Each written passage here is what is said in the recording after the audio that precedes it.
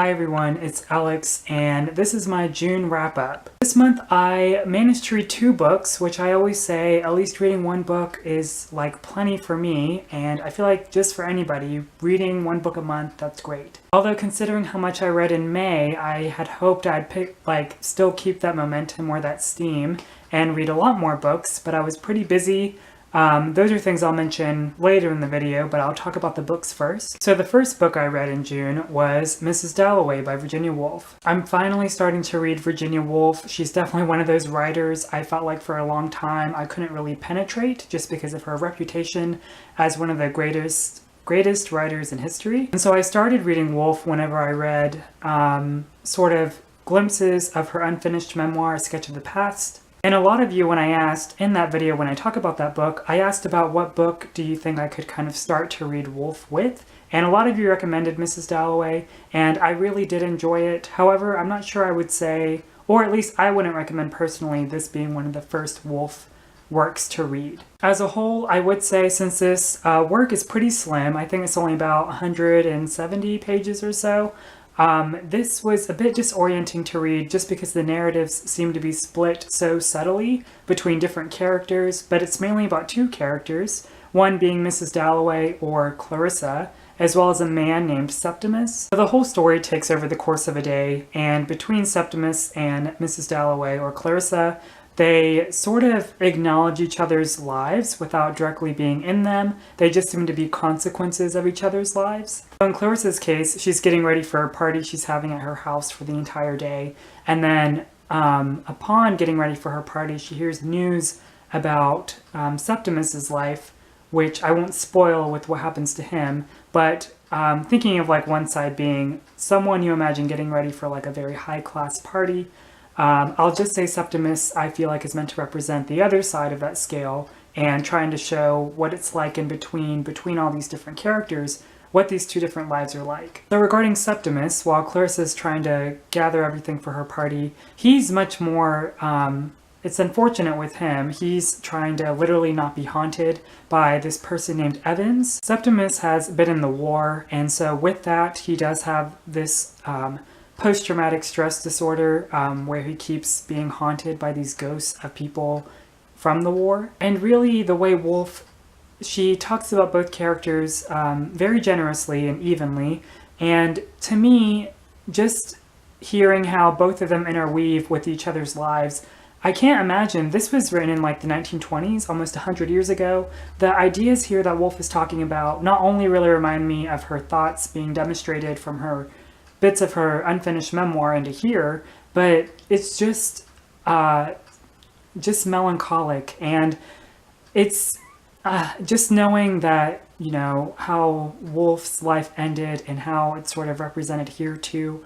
It makes me, when I was reading this, I couldn't help just feel sad a lot, but the ideas and the feeling here is just so relevant. It feels like Woolf was way ahead of her time to realize sort of this modern existentialism. So really, this being kind of like a stream of consciousness book, it does, for me, it was a bit disorienting at first, trying to latch onto who was really talking and when, and how different characters were talking about each other. It seems like each character mentioned in here, even when briefly, it seems like they all, I would say, for lack of a better term, they don't have secrets, but they definitely have things they want to keep personal and private, and they express those things almost with shame or guilt, and everyone has this sort of subjective idea about what it means to lead a life. The whole point of this book is to say when we have people like Septimus going through his own life, sometimes we only hear maybe like 2 seconds of someone's whole life reduced to something, and then that's it. Life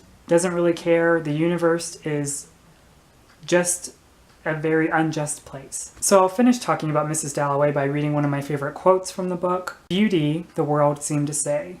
And as if to prove it scientifically, wherever he looked at the houses, at the railings, at the antelope stretching over the palings, beauty sprang instantly. To watch a leaf quivering in the rush of air was an exquisite joy. Up in the sky, swallows swooping, swerving, flinging themselves in and out, round, yet always with perfect control as if elastics held them. And the flies rising and falling, and the sun spotting now this leaf, now that, in mockery, dazzling it with soft gold and pure good temper, and now again some chime, it might be a motor horn, tinkling divinely on the grass stalks. All of this, calm and reasonable as it was, made out of ordinary things as it was the truth now. Beauty, that was the truth now. Beauty was everywhere. So after having my existential crisis while reading Mrs. Dalloway, I read Regarding the Pain of Others by Susan Sontag. I had been referenced this book along doing my thesis because I was told it was very relevant to my research, and now that after I read this, I wish I would have read this in grad school because I basically realized that my entire thesis is basically this book. Naturally being called Regarding the Pain of Others, Susan Sontag kind of gives some quick essays in here, just a really small collection of talking about what it means to respond to trauma, and particularly what it means to respond to certain events in our American history, like 9/11. And really what it seems to be about is, for example, whenever we think, or even just thinking back to what I talked about in past videos, if I think about a book like The Things They Carried by Tim O'Brien, I could definitely learn about the war, but